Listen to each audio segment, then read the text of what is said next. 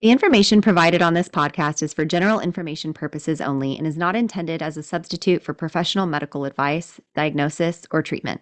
Always seek the advice of your qualified health provider with any questions you may have. Never disregard professional medical advice or delay in seeking it because of something you have heard on this podcast. Reliance on any information provided here is solely at your own risk. Doula Share is a free event happening in the Austin area on Saturday, October 21st from 11:30 to 2:30 at the Pflugerville Public Library. Come out and meet local doulas, check out their booths, and learn more about a variety of topics surrounding pregnancy. The first 50 people through the door will get a free swag bag. Be sure to register at the link in the show notes so we know you're coming. See you there.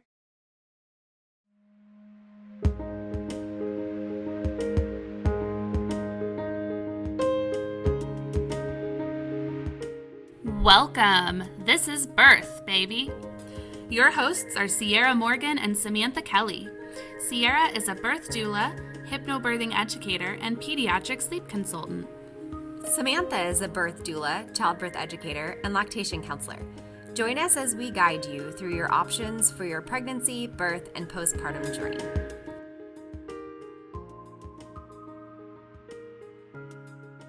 Today we're talking with Ashley and Chase about their birth story. This family used us birth classes and birth doula services, and we cannot wait for them to share their story with you. It's also always so special when people come on that had been our clients. So thank you so much for being here today, y'all. And we're excited both of you are here. Thank you. We're excited. Thank you for having us. So to start off, can you tell us just a little bit about you and your family? Sure. So Chase and I have been married for almost 7 years. So it'll be 7 years in November. And we got pregnant in November. Yeah, I guess I found out November 1st of 2021. And so he was born, Rain is our baby. He's almost 14 months. He was born July 4th, actually. So we are a family of 3. We had our animals before Rain, and that was our first babies.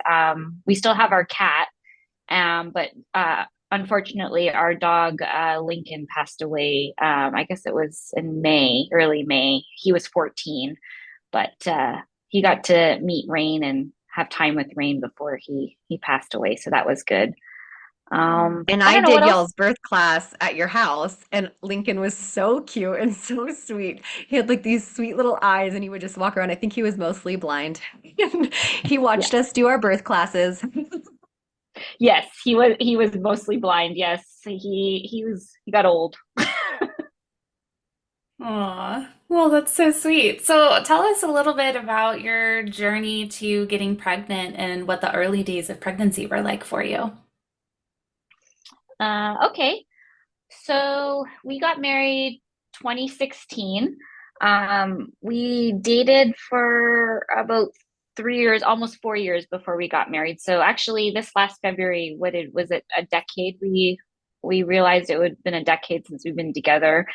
So 2016, we got married. We still weren't ready for kids yet. We wanted to have a few years of being married and enjoying that. So we didn't decide to start trying until the beginning of 2020. Actually, we started trying, or just when the pandemic, before we even knew it was going to be a pandemic, just kind of when people were like, oh, well, we need to be careful about this and everything.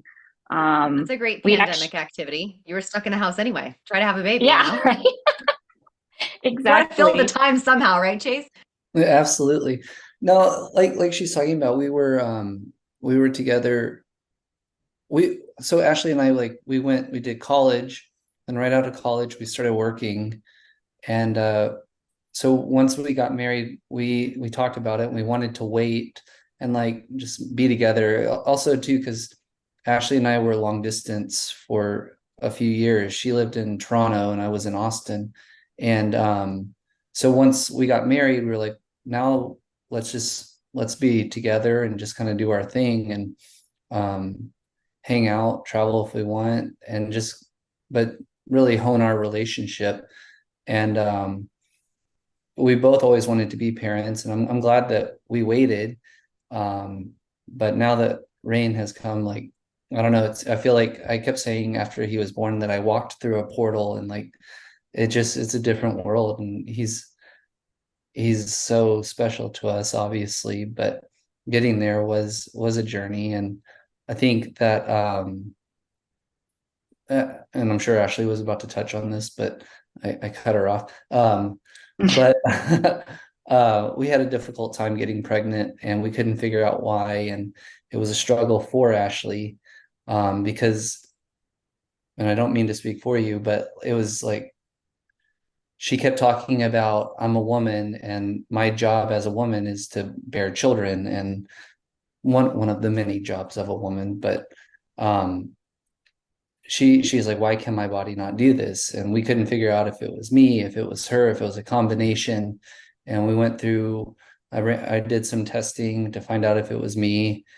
Things came back fairly normal on my end, and ran some tests, spoke to some doctors about her, and we found out that she had a septum that was blocking the process from happening. And it it emotionally, I think it was difficult for her, but we sat down and we talked, and we were like, it's look, we have three options. Like, we either continue living the life that we've been living, which is great, we are successful and we get pregnant, which is great, or we adopt, which is also a great option. And I was like, I told Ashley, I was like, there's not a losing option in this scenario. Like, we're gonna win no matter what. So anyways, we ended up going to a doctor, and he removed Ashley's septum, and also widened. What did he do? We found this out Oh, after the fact. he like told me after learning about, I don't know if you guys have ever dealt with specialists, but a lot of times specialists, doctors and whatnot, they tend to be I don't know what a good word it is, but like Arrogant. extra. So he was like the best fertility doctor, or is one of the best fertility doctors in Austin. And so he is very good at what he does, but he just, his bedside manners were just terrible. But anyways, he had told that me after, when I did my follow-up appointment, that he kept telling me every time I go for an appointment that my uterus was very small. And I was like, okay, yes, I know you've told me that several times. Is this a problem? And he's like, no, it's not a problem. It's just, it's better if you have more room. And I was like, okay. Well, he ended up like widening my uterus during that procedure as well. And I was just like, I know that was a thing. What? yeah, I didn't know It's a either. thing? And I was like, yeah, apparently he could like, You didn't Stretch it consent. out. You did not consent to the widening of your uterus. I did not. And like, obviously, that could have been a big issue. But I think because I knew that he knew what he was doing, and that I was just like, you know what? I'm not going to say anything now. If you can get me pregnant, then you know what? Fine. And of course, I did. So I was just like, okay, that's fine. Like, he knew what he was doing. But yeah, I was like, you did what? And he's like, The yeah. doula in me is like dying to know what that looks like. Like, More I'm gonna have to information. go like Google this because I've never heard of that. That's so interesting. Yeah. Well, I will say what he told me. He said, when I said he made my uterus larger, he said I shaved down the sides of your uterus to make it larger, and I was like, what? Yeah, we were shocked. And then, like Ashley was saying, it's like, it's not a problem if we are successful, but also that's weird. And then he goes, yeah, but you guys won't be back in here. You're going to get pregnant here pretty soon. And just like speaking to his arrogance. And like, sure Oh enough, my we got gosh. pregnant. Yes, he was right. Um, I just have to say, like, y'all doing the work of being together and working on your relationship and all of that, it's huge probably to, you've had those issues come up and the fertility things and all of that.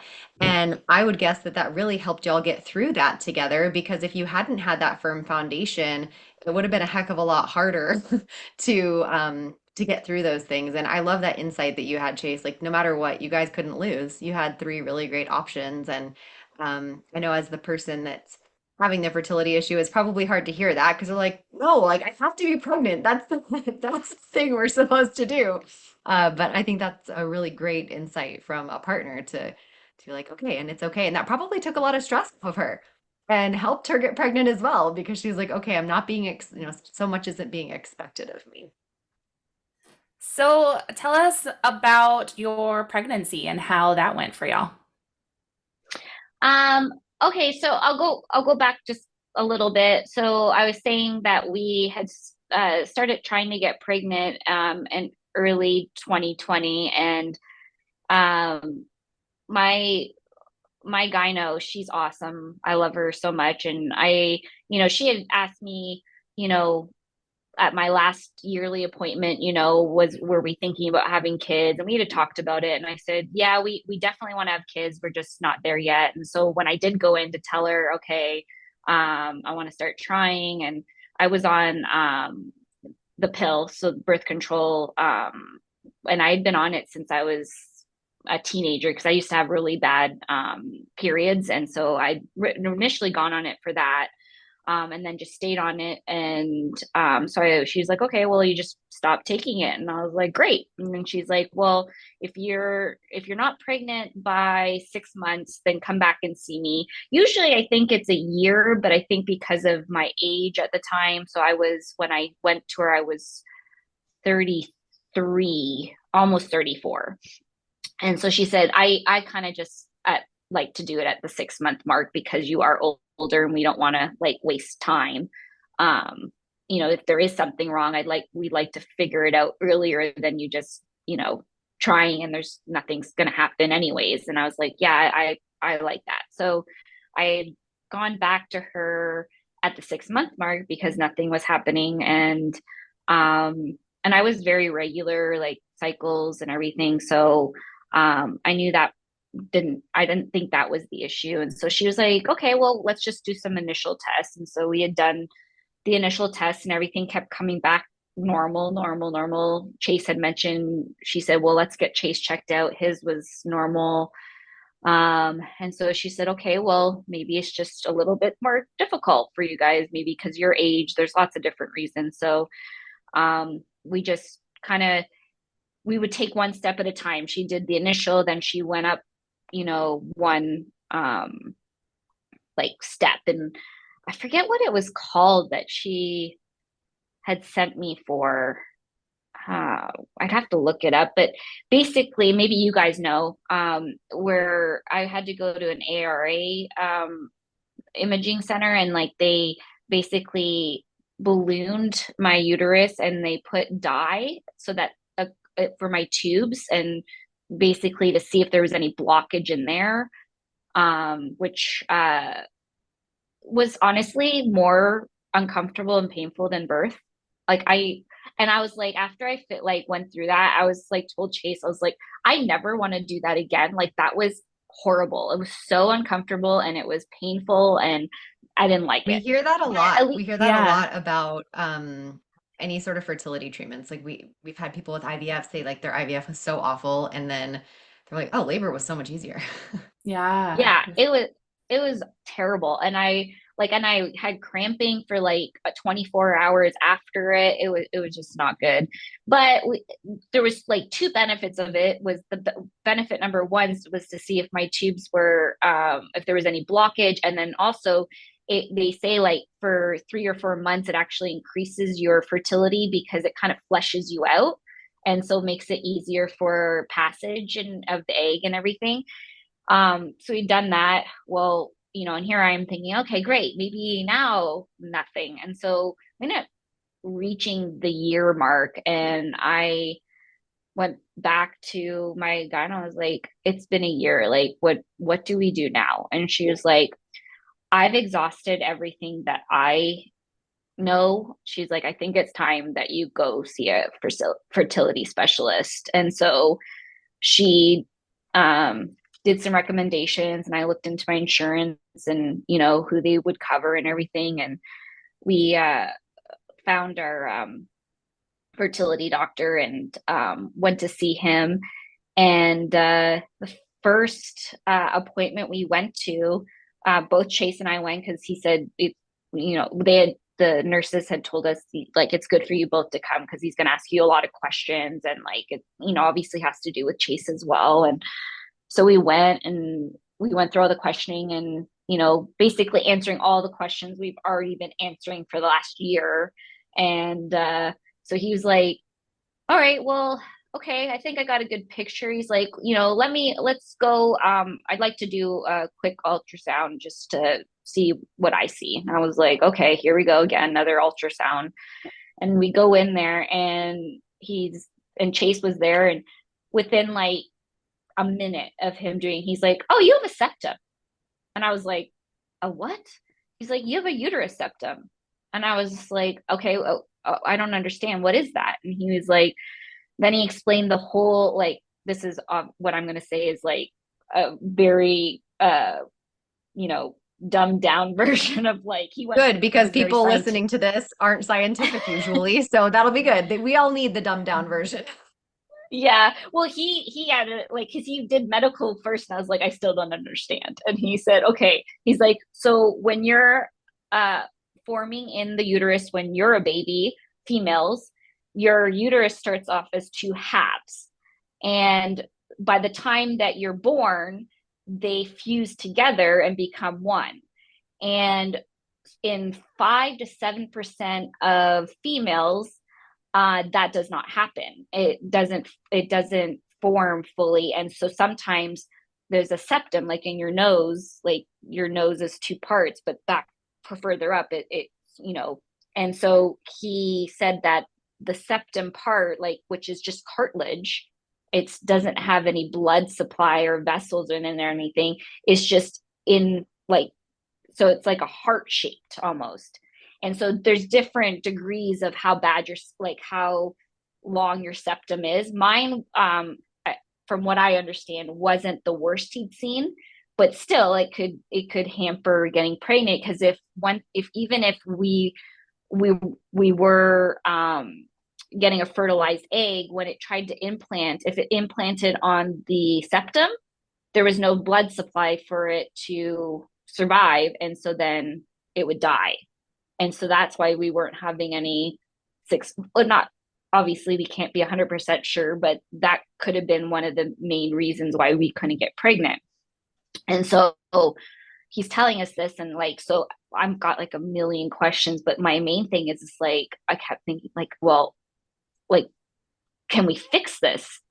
And I think it was Chase that was just stopped me. He's like, okay, but can we fix this? And he was just like, yeah, no problem. Well, yeah, I can do surgery. I'll just take it out. Like, no problem. Like, this is That's the way where that ego like, and that like straightforwardness comes in really helpful. He's like, of course I can. Absolutely. Yeah, he's like, no big deal. Like, it's a day procedure. I could do it in like an hour. We're just like, okay.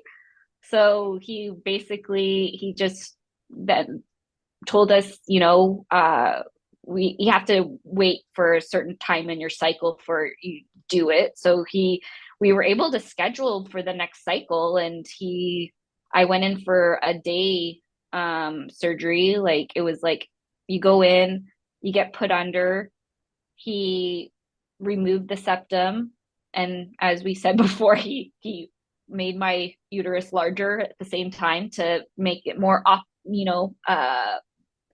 more of a, what did he say? It was a more optimal, I think, or something like that for me. Maybe if I had more, or something. yes, something like that. Like, if I had more room. And I was like, okay. So anyways, I don't know, I was only under for like a couple hours. And then when I was like good to go, I got to go home and recover. And then so then I went to the follow-up 3 weeks later, and he did an ultrasound, said everything was healing the way that it should. And then he says, okay, well, now go, and if you're not pregnant in 3 months, then come back. And I said, okay. So that was April of 2022. No, 21, sorry.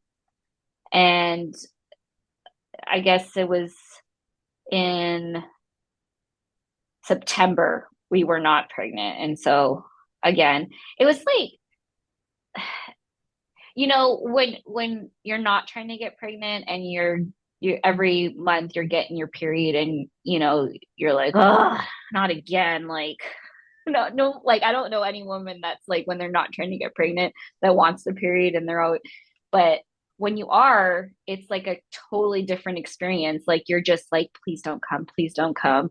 And every month, especially, as the time kept going, and it's just like every month I would just lose it because I would just be like, it was such a feeling of defeat. Like, what?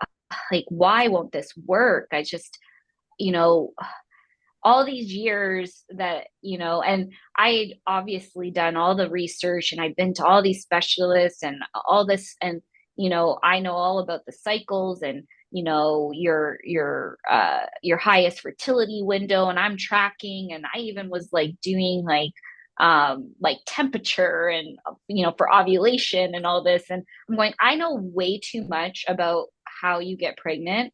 And I'm like, which brings up another point that when you're in like middle school and high school, whenever they do sex ed, they make it out like it's like so easy, and I'm just like, okay, I need to go back to those classes. Be like, okay, let me tell you. I We remember need both thinking sides that. told. Yeah, I remember thinking that when I was trying to get pregnant with my son, because we also tried for about a year with him, and I at that time was working in a youth ministry, and I had a couple of kids that got pregnant, just on accident, teenagers, and I remember being so annoyed about it. So I was like, they can just get pregnant at like when they like think about it, but here I am trying forever and I can't get pregnant and I actually should be pregnant. And I was so annoyed about it. And I've had that conversation with a few people over the years of like, yes, it could be easy, but also if you are trying, it is not. It's really Yeah, we not. maybe should. Yeah, it would be nice to normalize with kind of a younger generation that, yes, be careful because you could get pregnant very easily. But also, some people do struggle with fertility and, Hmm. knowing that so that it's not like you're shocked later on in life when you're trying to get pregnant. Yeah, not a bad idea. I think it's also important to like age plays, maybe Yeah. at 17, 18, it is very easy. Hmm. But as you get into your mid 30s, your body has changed. And I mean, we have evolved quite a bit. But I don't know, maybe some things are lacking in evolution, and I don't Yeah. know. No, I think it's Oh, important absolutely. you're to, right. You're right. That's Absolutely. why they call it a geriatric pregnancy, which is rude. Anyone who's ever said that, rude. So rude. It's so rude. Oh, you don't even. Okay. When they did my discharge papers from after I gave birth, and I went home, I was looking through all this because they give you like a book full of stuff, and I was just like going through it, and then there was my discharge paper. I wish I kept the photo because I sent it to Chase, but the discharge paper said something about geriatric like pregnancy, but it was like even worse. It was like, what did it say, Chase? And I like texted it. There's like advanced maternal age and geriatric, and I don't know. Yeah, like It's it just had to rude. like keep. I was just like, You okay, they really need to come up with a dig better that name knife in a for little this. deeper. That's right. So Yeah. after all of that, when did you end up getting pregnant, and what was pregnancy like for you? can I say So something it real was. quick, Ashley, to Yeah, yeah. on that? Go for it. Um, she we ended up getting pregnant. Like I was working away, and I would come home on the weekends. I was working up in the Dallas Fort Worth area, and I would travel home on the weekends. I was supposed to work, I think it was on a Saturday, and I wasn't going to be able to make it home. But then we were also trying to get pregnant while I was working away, and like trying to time it right. And I had a surprise day off, and immediately got in the car and I drove home, and like um we had a weekend together, and it was nice. But um that's like that surprise day off is what led to our son, and like Aw. That's we were when it happens. successful.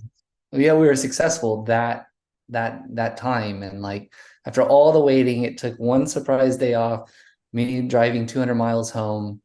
I And love that. That's it, so So great. sweet. it was awesome because like when Meant to uh be. shortly thereafter, like my job took me up to Montana, and then it was just like, okay, we're gonna have to wait till the job ends.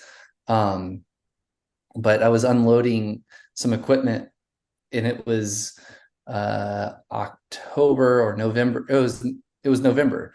November in Montana. There was snow everywhere. It was freezing. My phone's ringing, and I have to excuse myself from work because it's Ashley, and I'm like, it's weird. Why is she calling me right now?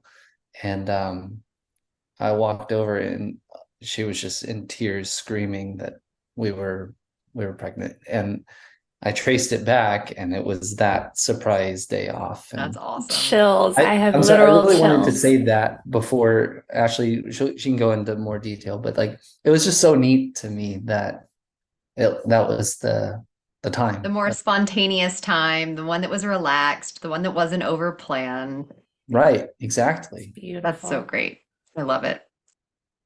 Well, so actually, I have to. We do need to go back a little bit because Chase, that is what happened, but it wasn't as spontaneous. Like the spontaneousness was the fact that he had a surprise day off. But Right.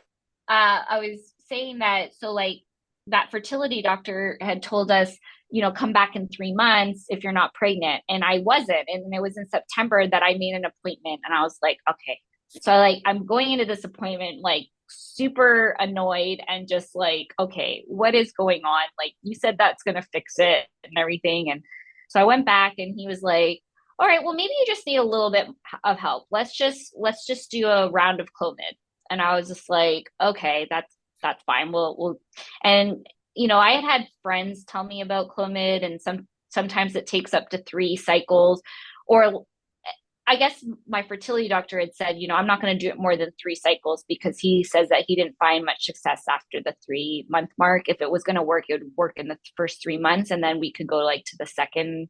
I guess it was another drug, but this one is the one he wanted to start with. And so like that's again all timed with your cycle, and you've got to take for like the first 5 days of your cycle, and then you have to come back in at the 14-day mark because they want to check to see if you're ready to ovulate and all of that. And so I did, and when I had gone back in, he was like, oh, I don't know if this has worked. He's like, it's your eggs aren't at the point where I think they're gonna like where you're gonna ovulate. And I was just like, oh man.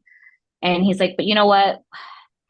Come back in 3 days. Maybe you're just, everybody's different, and maybe you ovulate a little bit later. And I was just like, okay. So I like left there, and I was like super like bummed. And I just was like, I remember calling Chase and telling him, and he's like, it's okay. Like, we're going to figure this out, and trying to give me a pep talk. And I just remember like getting off the phone, and I'm just like, I just started praying. I just was praying so hard. I was like, please God, like, just, just help me here. Just like make it so that I can ovulate. Like, give me a chance. And I remember going back in the 3-day mark, and it was a Sunday. So it was like I guess I didn't realize, but fertility, and it makes sense because your cycle doesn't like stop because it's a weekend. So they always have on-call doctors. So my doctor wasn't on call. So I just saw another doctor that was just checking. And anyways, he checked, and he's like, oh, wow. He's like, yeah, you're going to ovulate in the next 18 hours. And I was like, what? I was like, how do you know 18 hours? He's like, I've been doing this a long time. He's like, so you've got 18 hours. So yeah, just go home. And I was like, my husband's not home. And he's like, oh, well, that's a problem. I was like, you think? And So then all those prayers about ovulation, and then Chase also gets a day off. yes. So Nope, that's the kind thing of is an that I'm answered thinking prayer he's right there, not friend. right. I was like, well, he's not home. And I was like, again, I'm like going, okay. I'm like, because he's like up in Fort Worth area. And I was just like, okay, 3 hours. All right. So if I leave now, okay, I'm going to take the day off tomorrow. I'll just go How up there. I know he romantic. has to work. I know. I'm like, I'm going to him. Like, get out of my way. And then I call him after the appointment and I tell him I'm making all these plans. And then he's like, no, you don't have to. I'm gonna get in the car right now. He's like, I don't have to go in. And I was like, what? He's like, yeah. And he came home so on that perfect. Monday. And within that 18 hours, and like Chase said, it was that was it. There's a That's so baby. good. That's so cool. It's giving me Friends flashbacks of Monica and Chandler trying to get pregnant when Chandler was living in where was it, Tulsa? That's what I'm feeling. Oh yeah. He's Oh just yes. a piece of meat at that point. Chase, were you just a piece of meat? You're like, I'm just being used at this point. Absolutely. Absolutely. This is not didn't- sexy anymore. We just have to He have didn't sex to mind. have a baby. I'm sure he didn't mind. I love it. Oh, I love it. So, before we kind of get into the birth, because I know the birth, after that real long trying to get pregnant phase, the birth was definitely not long. But before we get into that, was there anything about your pregnancy that you want to share? Actually, my pregnancy was I don't have anything to compare to, obviously, but it went so well. I loved being pregnant. I felt good. The first trimester, even I know a lot of other women struggle through first trimester with morning sickness and other things, and I didn't have any. The only hiccup I would say that I can really report on was in February of 2022. So that would have made me about 20 weeks. It was 19 weeks. I remember because they wouldn't send me up to the maternity. They made me stay emergency because apparently you have to be 20 weeks or more to go up to the maternity. And so I was in emergency. And the reason I had gone is I was getting extreme cramping, and it felt like what I used to have when I was a teenager, the cramping for periods then, but it was different, but it was very painful. And I was like, what is going on? And it scared me. So Chase was he was away working. He's like, I think you should just go to the ER just to check. And so I had my neighbor drive me. We found out that it was, oh my goodness, what is it called? Braxton Not Hicks. No, it wasn't Braxton Hicks. It's when your uterus has grown and it's stretching your ligament. Oh, round ligament. Round ligament pain. Oh, yeah. Wow. Yes, that can be a stinker. And I do vaguely remember you telling us. Yeah, it's I been do so too long. now. Yeah. yeah, And I you didn't texted tell us guys when and you I was went. You told us, I think, the next day, didn't you? Oh, yeah. Yeah, Didn't you? I had asked you guys a couple because I had kind of started having it, and I didn't tell you I was going to emergency. I texted you, and it was a Friday. I remember that, and I was just asking you, and you're like, and I was like, do you think I should go to the emergency? And you're just like, if you have to question that, then yes, you should go. But then I never told you I was going. It was the next day. I was like, yeah, I went to the emergency. And you're like, oh, okay. No, you always didn't want to bother us because you were just trying to be Yeah. respectful. But I was like, you hired us to do this. This is exactly what we're here for. She texted me. I was at work and I was working in Austin, actually a few blocks from the hospital. But she texted me. She's like, I'm at the hospital now. I'm having these pains. And so for the rest of the day, I was just not focused on work. I didn't think it was anything super serious. I knew that she was in pain, but I supported her going to the hospital to get it checked out. There's no point in risking anything. But as soon as I finished work that day, I threw the equipment in the car. I think I said goodbye to one person and just went to the hospital. I ended up going to the wrong part of the hospital, is in the cardiac place. And I was like, how do I get here? And they're like, oh, it's about 4 blocks that way. And then you take a left. And I was like, oh my goodness. And when I finally got there, they had just taken the monitor out to check his heartbeat. And I was like, can you guys bring it back in? Because I had not heard his heartbeat at that point. And they were like, no, you kind of missed the opportunity. Oh, And so they were like, but you're good. You guys are good to go. You're dismissed. Nothing's wrong. and so we left, and I think the pain went away within a day or two, but um Yeah. it You know what? Well, yeah, Do you know what I they remember? said, they're like, go ahead. No, you go ahead. I was just gonna say, it was like, as soon as they checked brain and I knew that he was okay, then like I think that had a lot, because like I think when you're stressed out, that makes things feel worse. And so as soon as I knew he was okay, then I was like totally okay with the pain, because I was like, well, if it's not affecting him and it's nothing to do with his well-being, then like whatever, it's pain, I can deal with it. And like I remember Welcome to like asking motherhood. him, I know, I was like, they're like, well, they're like, do you want a Tylenol? And I was like, nah, it's fine. And they're like, well, we're gonna give you some IV, like just because sometimes it could be from dehydration, like can contribute to it. So they like put me on an IV, and so we did that, and then it was like after midnight by the time I got discharged, and they like sent me home. And then it was like, yeah, like Chase said, I think it was only like it kind of dissipated, and it came back a few days later pretty bad, but then after that it was done. It was like I well, never had any pain again. and our neighbor is the one that, because I was working, our neighbor is the one that took her to the doc or to the hospital, and we found out like 4 weeks later, 5 weeks later, that she was pregnant, and she was pregnant at the time that Ashley had to go to the hospital. And we're like, Wow. you must have been so stressed and worried in your own mind. And she was like, yeah, a little bit. The But empathy. Yeah, for sure. really You grateful know, for her. one of the things that I remember a lot about you guys through your pregnancy is when I think when you hired us, Ashley, I think you were pretty convinced like you wanted to have an epidural and you're like, I have a lot of kind of anxiety around everything that's going to be with the labor. And I just want like the safety of an epidural, of the feeling of not having to feel.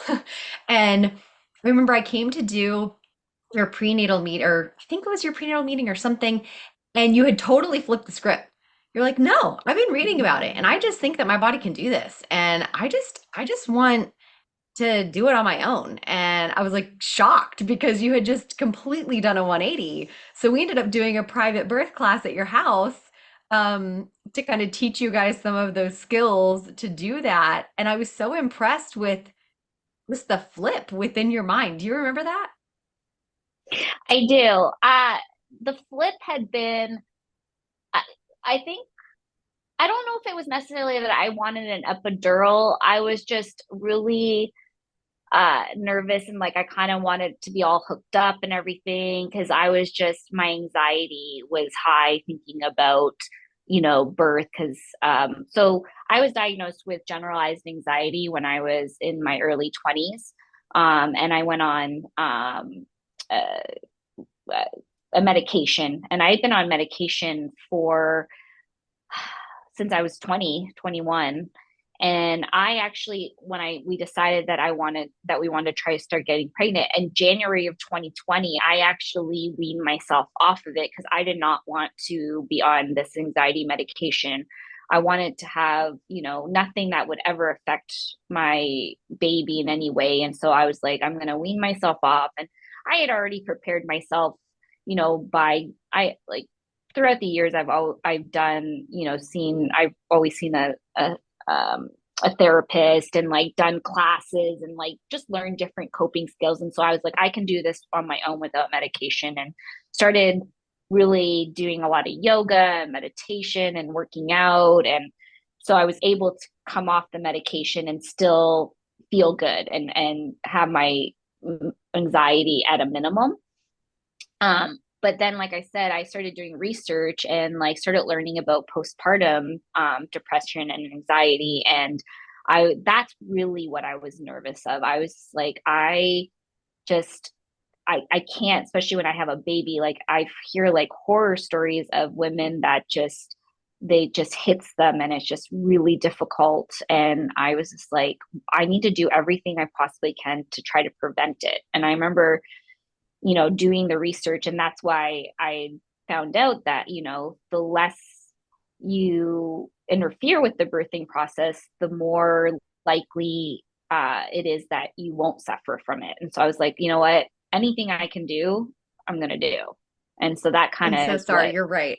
You're right. I totally missed that in my brain. I forgot that it was that. It wasn't the pain you were worried about. It was kind of like the safety aspect you were worried about. And especially with having tried so long to conceive, that's very common for parents to feel that way. So you ended up deciding that a hospital birth was still where you wanted to be, but that you wanted the least amount of intervention in the hospital. Yes. And that's when you actually told me about hypnobirthing. And I was just like, oh, what is this? And I remember I had talked to you about it without Chase, because I remember telling Chase about it, and he's like, you want to do what? Typical response because Maybe it Chase, sounds weird. yeah. I don't know. Chase could probably speak to that when I told him what I wanted to do, because he always like he was kind of like, okay, I guess if this is what you want to do, but Well, I remember actually we were driving somewhere, going on a trip, and we had a call with you, Ciarra, about, the services you all provide and hypnobirthing. And I remember I said, no disrespect to you, but what do you do? I mean, I can roll my wife Remember over and this give her so well. water. And Remember this so like, well. I mean, typical, I guess it's a typical guy response. I mean, I don't know. And Can roll my wife over and get her water. You make me laugh so hard. That's so funny. I didn't mean it in a disrespectful way. I know. I didn't know. And I just remember you were like, why don't you take our class? Like it was such a sit down and we'll take our class and you can learn what I do. And I'm glad that I did, because again, when Ashley did approach me about hypnobirthing, my response to her was like, okay, granola head, like we're gonna do this hypnobirth. But I think it's important to say that I have recommended hypnobirthing to 3 friends. We had a spare book, Wow. and I gave a book to a friend, and he and his wife. I actually don't think they ended up doing hypnobirthing, but it wasn't too far off of.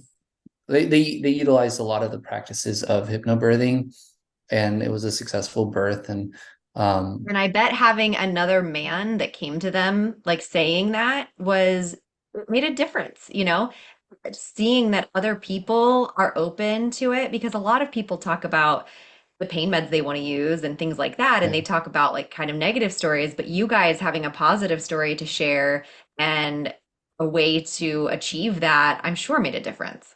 I think so. I think that, I understand it may not be for everyone. It was the right choice for us for sure. And I'm glad that we went down that route. It's just very much in line of the lifestyle that Ashley and I live by. We try to keep stress to a minimum in our home. And Ashley's always been, well, since I've known her, always been very in tune with yoga. And I always kind of describe to people that hypnobirthing, when they ask me what it is, I'm like, imagine like if yoga were a birthing practice.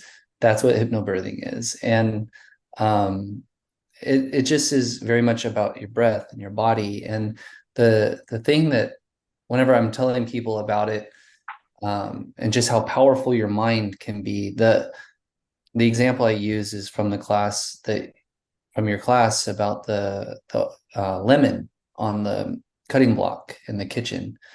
And I always tell people, like, I'm going to shorten this down, I'm going to dumb it down, but you'll understand the point of it. And I kind of run them through, like, I think your example was a 3, 4, 5 minute example about the lemon in the kitchen, but I like do the Cliff Notes version 15 seconds, and their mouth still salivates. I'm like, It does. I that's how salivated just powerful. by you talking about it. Right. And that, and the example of the cat in the barn, that I think it was the woman who founded the practice, when she was a daughter, or when she was a little girl, um, that she experienced. Like, those 2 examples stuck with me, and I think that it's important for people to explore that if that's Yeah. something that they want to go down, a road they want to go down. Yeah. So when you were in labor, Ashley, was it anything you thought it was going to be? Oh boy.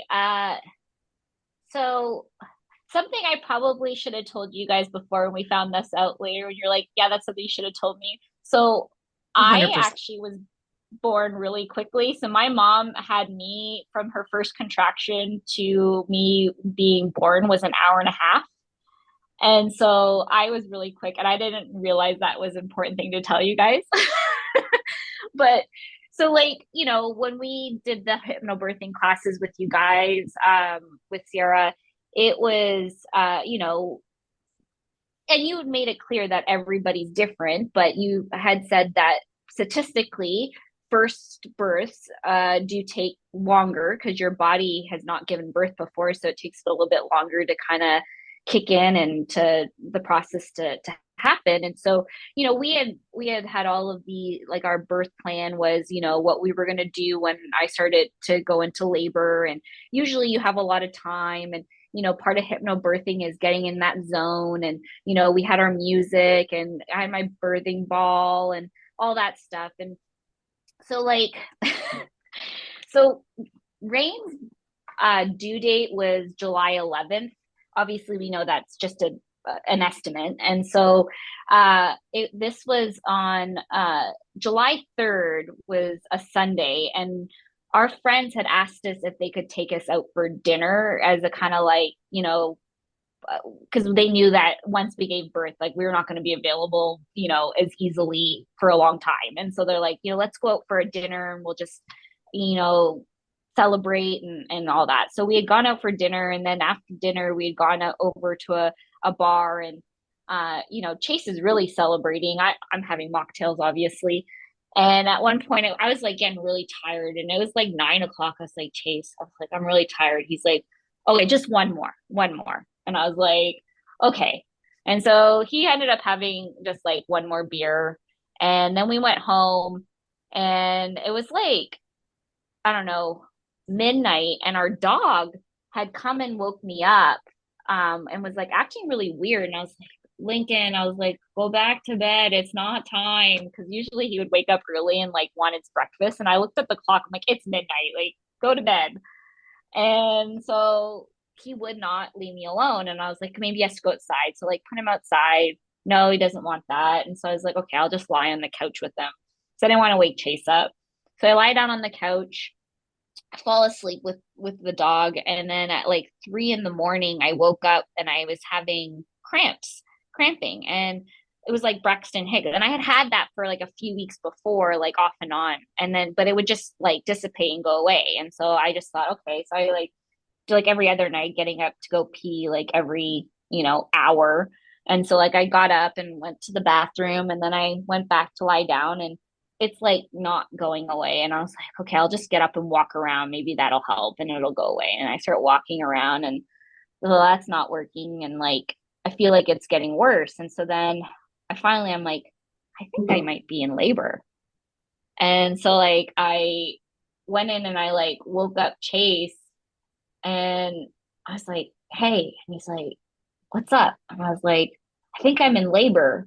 And he was just like, oh. He's like, really? And I was like, It's yeah. three And in the he's like, morning. yeah, it's 3 in the morning. And, we ended up staying out later than we had planned. And he's like, okay, well, because one of the things that we had learned in birthing class and hypnobirthing is that, like, if you can, especially in the middle of the night, like, if you can sleep through some of it, like, it's better because you want to, like, be as well rested as you can. And so, like, that's what Chase's suggestion. He's like, well, just lie down. You, like, go try to go back to sleep. And then when you wake up, we'll, start our whole plan of like, put our music on, and we'll do, maybe we'll bake some cookies, we'll just, all this. And I said, so he like In turns over hindsight, it's at first, hilarious. yeah, he like turns over and he's like gonna go back to sleep. And I was like, no, like, I'm not going back to sleep. I'm like, Chase, I'm in labor, and like active labor. And he's like, Ashley, like, I know you're really excited. And I'm just like, and he's like, okay, well, let's time them. And I said, perfect. And so like he got up and got the app, and like we do a couple of waves, and he's timing them. And then when he's done, he like looks at it, he's like, Are you sure you're telling me when one wave ends and the next one begins? And I like looked at him, I was like, yes, I think I know when I have pain and then don't have pain and then have pain again. And he was like, huh, well, this is saying that you're 2 minutes apart. And I was like, okay. And so he's like, he's still like not believing it. And so like my parents are in town, so they're in like the spare bedroom. And so like he goes in and like wakes up my mom and he's like, Liz. And he like shows her the app and he's like, I don't know if this is working. And like she looks at it and she's like, 2 minutes. And she's like, and Chase is like, yeah, but I think, and my mom's like, okay, let me go do it. And so like she comes in and I'm in my bedroom. And so then my mom like starts doing it with me and does the timing. And it again comes out to 2 minutes apart. And she's like, Ashley, I think you need to get dressed. And Chase, I think you need to go get the car now. And Chase was like, okay. So like again, I don't know if Chase is like really, because again, he's been told all this time that we have all this time. So he's kind of like, and I don't know. Chase told me that my dad at one point came in, like, because Chase was like hadn't gotten snacks together, because like that's another thing they told us, like bring snacks, and so he's trying to like get snacks in the pantry. Well, she's all excited, and so I start packing the bag and I get the ball and I'm slowly like packing the car. And then I'm like, well, what snacks are going to sound good over the next day or two? So I go into the pantry and I'm just kind of looking around in the pantry, and her dad comes and he's from Newfoundland. And so he has kind of a funny accent. And he's like, hey, buddy, you gotta go. and and I was like, oh, really? And he's like, yeah, get out of here. You have to leave. So we get in the car, and while we're driving, I'm still like telling Ashley to communicate to me and trying to time her waves. And Ashley looks at me and she goes, I think we're past that point now. You can set the phone down and just drive the car. And I said, okay. So I set the phone down, and then we get to the hospital. And I remember when y'all went into labor. I think maybe I had had a baby like the day before, or for some reason I was awake when you texted to say you were on your way to the hospital. But you sounded so like so chill, and I was like, oh, like okay, maybe they're just going in a little bit earlier. And I remember kind of chatting a little bit, and Ciarra was the one that was on call, so she got to be there with y'all. But I remember her like texting me and being like, yeah, I think things are like just going really fast. And I was like, whoa, well, that's pretty cool. Like, not mad about that. But yeah, like, so what happened when you got to the hospital? the triage Well, it's nurse was so rude, and Oh like yeah, I she was remember you telling me horrible, about that. Yeah. asking us about our birth plan after birth. And we were like, I think we're just going to have a baby today. And we'll worry about the rest of the stuff later. And then she started like criticizing you guys, and she's like, where's your doula? And we're like, probably at home. It's 3:30 in the morning. And she was like, well, you should get them here. And I was like, well, we've texted them, and they want us to find out how far along we are, how dilated Ashley is. And she was like, well, I don't know what you're paying them for. And I was like, well, I mean, if they have time, it's 3 in the morning. Like, we need to be respectful of that too. And y'all And were so chill. Like, we have some benchmarks typically of when we come join you, and part of that is when are you asking for us? You weren't asking for us. Y'all were living the life. well, yeah, and well, then they checked on Ashley finally, and the lady was you were 8 centimeters, I think, upon yeah. arrival. And then Ciarra, you were like, oh boy, and got there as soon as possible. But No, so like, well, the thing was is that like Chase had texted Ciarra when we were on, like just before we left the house, and said like, what do we do? And she's like, well, um, why don't you, before I like get in my car and come out, like just get to the hospital, get checked at triage. And because she's also not thinking that I'm 8 centimeters, because that's like very abnormal for a pregnancy. Even second pregnancies, I don't think usually go that fast. And so she was like, yeah, just let me know and then we'll make a decision. And so we're like, yeah, no problem. Again, like, and it was really funny because my mom had asked me when she was like timing my, like, after, she's like, well, Ashley, how how intense are your contractions? And I was like, well, they hurt. And she's like, well, that doesn't help. But again, I actually had like, and we've now proven it even more. Like, we knew, like, we thought that I had a pretty high tolerance for pain before. Like, I've broken my ankle, and even during that, like, Chase was like, I don't know how you're doing this. Like, and I'm just like, I don't know. Like, so I have a high tolerance for pain. And so, like, when my mom asked that, she's like, actually, that's not helping. And I was like, well, I don't know what you want me to say. But you don't know how to But quantify that, right? Like, I mean, yeah, it's because it's not the worst pain of your life. We were just talking about this earlier. It's like with labor, a lot of times we're told like it's the worst pain of your life. And so you're yeah, expecting that. But then when it's not, because it's really not, I mean, it can be very intense and everybody handles it and experiences it differently. But if you're expecting that and then it's not that, you're like, well, maybe it's just not as bad yet. I don't know. right. Well, And so, like, my mom was just like, okay, go ahead, Chase. oh no, go here, go for it. I'm going to I was just gonna interrupt. say, so, It's my turn. I'm interrupting because this is a birth podcast. And guess what I have to go do? I got to go to a birth. that's hilarious. We just got a call that a mama is in labor and finally needs my physical support. So Samantha's going to take over all the way here. And I'm sad because, well, at least I was there. I already know the story very well. Samantha's the one who wasn't there. So I know, I'm excited to hear it from the other side because Ciarra talks about this one all the time. But give that mama Chase, all don't our forget to, love. and Chase, don't forget to tell how we teamed up and you didn't have to do what they told her to do at the Oh, yeah. hospital. Oh, I'm not going Absolutely. to let him out of And that. you told the doctor what for. All right. Much love to y'all. Bye. Thank you. Bye, Sarah.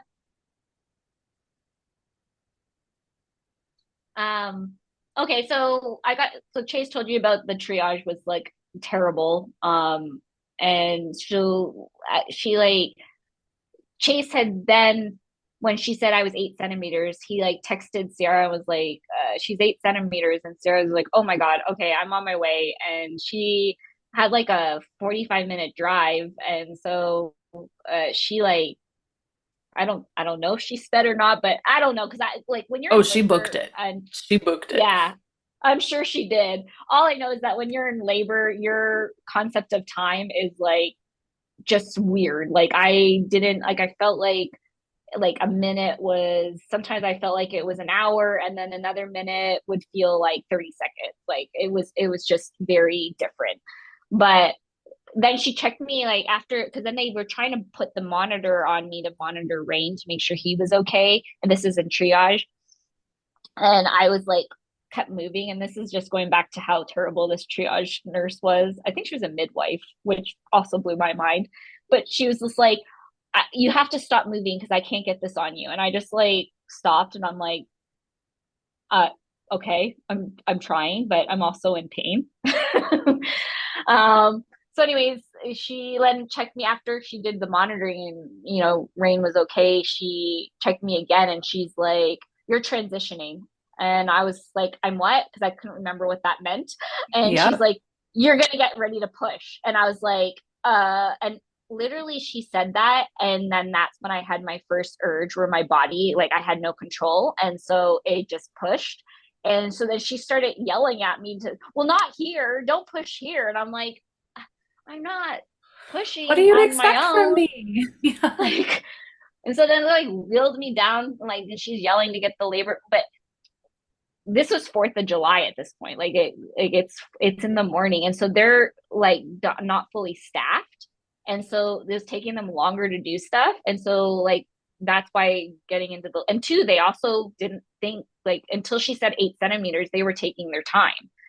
And then when she said 8 centimeters, they were trying to get a birthing room ready, a labor room. And so then anyways, they like rushed me down there, and like, then they're like, okay, can you get on from this bed to this bed, um, you know, with some help? And I said, yeah, I think so. And as I'm transitioning into the bed that I'm supposed to give birth in, my water broke.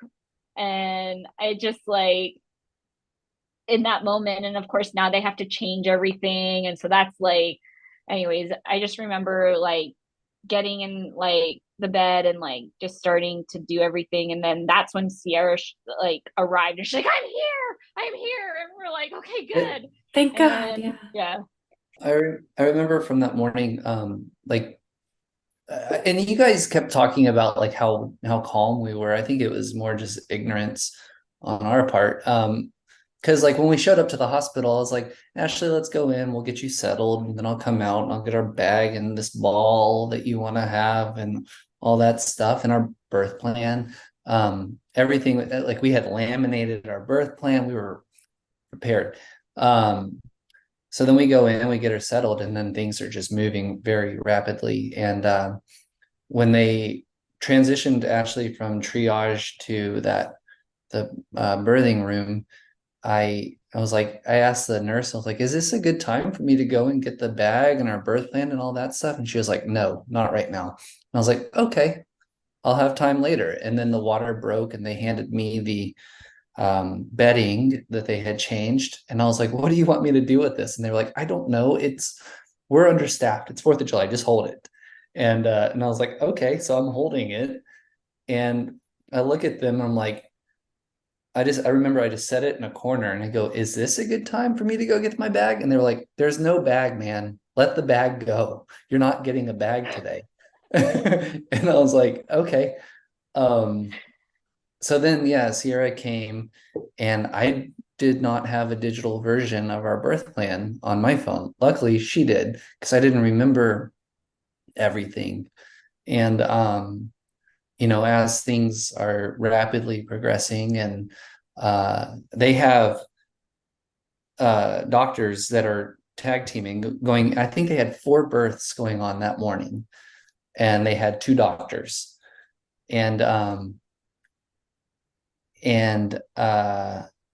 nurses are just coming in and out. They couldn't find some medication to give Ashley that we did agree on. And then it was a disaster. I remember also it was freezing in that room, like uncomfortably cold. And anyways, they we ended up having one doctor come in and she helped guide Ashley through the birth, and like found out that they were like, so when we asked you to push, use these muscles. And the doctor actually like pointed and touched the muscles that Ashley needed to use. And Right. it just My perineum. Yeah, she was using the wrong muscles when she was pushing. Anyway. Well, also too, I was practicing hypnobirthing, and so I definitely, and I don't really, it's hard because like I can't see, like I was in my zone. And I think that, they during hypnobirthing, when you're learning about it, you're learning the proper birth breathing. And you think you're doing it right until you actually are giving birth. And I found out that I was not doing it correctly. But soon as she put pressure on my perineum and I realized, and then I had it. And so like I was pushing, but it wasn't being effective. Like it was like, it just, I was exerting energy and nothing was happening. And so like soon as I figured out, okay, and then I could do my breath where it needed to go and everything. And so like I was very much in a zone. And so like that's why Chase had to really like speak up, and Ciarra was there obviously to help with that. But yeah, Ciarra talks about this birth. If any of you listening have ever taken a class with Ciarra or ever had a prenatal with Ciarra, you have probably heard this story about Chase and how he handled this whole conversation, because he handled it. I've heard it so many times, I feel like I was there. He handled it with so much grace. I think it was a new provider coming in who wanted to give Ashley Pitocin prophylactically after the delivery. And so she came in kind of saying that they wanted this to happen, and y'all had already talked about that prenatally with your provider. And so there was a lot of back and forth on that. And then what did you end up saying there, Chase? Do you remember? I do. I just remember that they wanted to give Ashley, what was the medication called? Pitocin. Pitocin, and they wanted to put her on a 4-hour drip, and especially now in hindsight, given that the entire birth was 3.5 hours, a 4-hour drip of Pitocin isn't. We didn't think that was going to be necessary. And actually, when she was in her right state of mind, not giving birth, she had told me that she did not want to do that. And they asked her while she's in the middle of birth, like, would you like to do this? And Ashley just says, like, yes, I don't care, not listening at all. Like, she's focused, she's practicing hypnobirthing and focused on what she And she is has a doing. baby literally right there. Like, Yeah, you and can't have a conversation at that point, unmedicated. yeah, and so, again, I didn't have the birth plan on, and I didn't have the birth plan with me, and thankfully Ciarra had already shown up at that point, and I kind of looked at her for advice, and she gave me a very like slight shake of the head, and I realized that because she did have a digital version of our birth plan, and that's when I went to the doctor because we had a moment, and I pulled the doctor aside and I said, I think when Ashley was not in a birthing state of mind, she had told me that she did not want to do that for personal reasons. And is there another method that we can go about it? Do we have some sort of compromise that we can do? And the doctor kind of looked at me and was like, yeah, we can do like a micro dose of some sort where we just inject a tiny bit into her because she is hemorrhaging. But it's not bad. And I think that will be fine. And I said, that's a great compromise. Thank you. Let's go about it that way. Because Ashley didn't want to do Pitocin because of her anxiety and what that could, because it's true that like if you do a drip of it, it heightens the risk of postpartum anxieties, as I understand it, and I think as we understand it. So that was our compromise, a small injection of Pitocin to stop the hemorrhaging that was happening, and then we could just move forward. And I think it worked out well for us. It did what it needed to do, and then also I feel that it helped Ashley later down the road. Mhm. Yeah, part of the hypnobirthing and the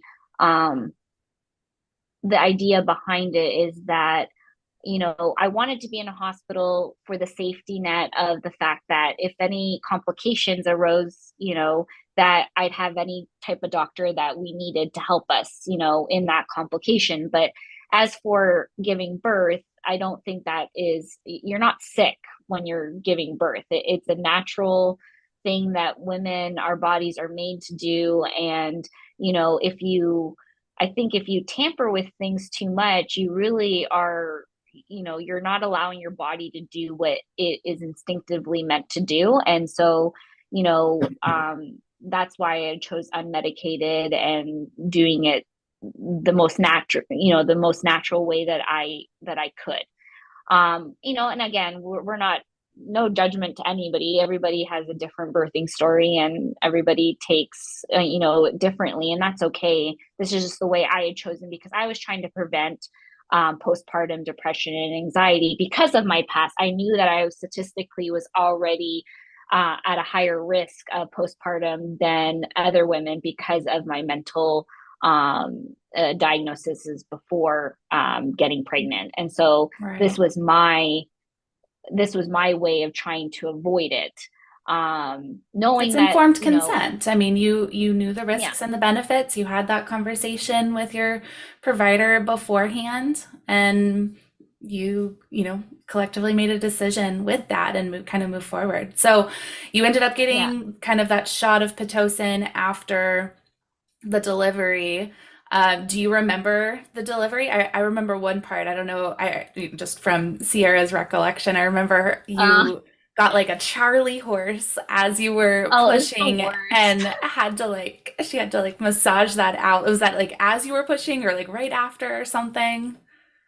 So I had actually, he was born and like they had like put him up on my chest. We hadn't cut the umbilical cord or anything. And like, I'm like so happy and everything, and also exhausted. And Chase is like, obviously right up where he can see Rain and everything. And then all of a sudden, so Chase is on my left side and Ciarra's on my right and Rain's on my chest. And all of a sudden, and my feet are in those stirrups, and my right leg calf just like seizes up. It's like the worst Charlie horse ever. And I'm going, Chase, ow, ow, Chase. And he's like, what? And I was like, I got a Charlie horse. And like, help me. And he's like, what do you want me to do? I'm like, massage it. So he comes around and he's massaging it, but he's also really wants to be with Rain. And like, but he can't really get to him. And so he like ends up like dropping my leg at one point, like, I'm going to see my son, which I don't blame him, but I'm still having this Charlie horse. So Ciarra goes, how can I help you? What do you usually do in this? And I was like, I get up and I walk around. And she was like, okay, well, we can't do that. So she starts like moving my my ankle like in a walking motion.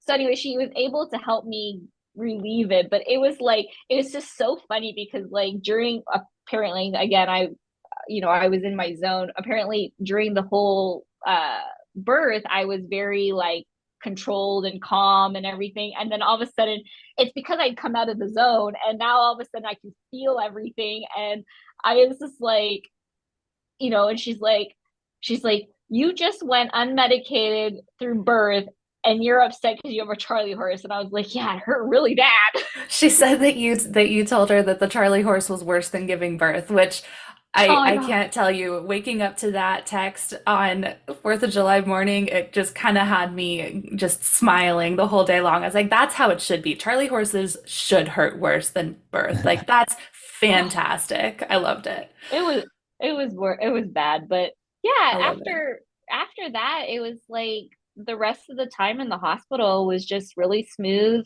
Rain was born 5 pounds 7 ounces, so he was considered low birth weight, and he was 39 weeks, so he wasn't premature. So they were a little bit concerned about him not losing. They say that statistically babies before they leave the hospital lose like 10% of their body weight, but they did not want him to because he was so small. And so while we were in the hospital, we learned triple feeding. So that was something we had to learn about, where I was breastfeeding with colostrum, and then we actually got milk from the milk bank in Austin, and we were giving breast milk that was donated, which was really awesome, just to get it through until my milk came in. So that was really great. But yeah, I love it. Well, I know we're going to get more into your postpartum experience in the next part, but I really loved hearing about your birth from this perspective. It's such a cool story. I'm also just thinking about it here. I wonder if his low birth weight had anything to do with your uterus being small. Like, he just didn't have as much space to grow. So maybe, I don't know, maybe that's part of it. Also, you're a small person, so that kind of makes sense. I don't know. Thank y'all so much for coming in on this part. And we'll tune in next week to hear part 2, all about your postpartum. I know there's some really exciting stuff there. Thank you so much for having us. Yeah. Thank you. Talk to you next week.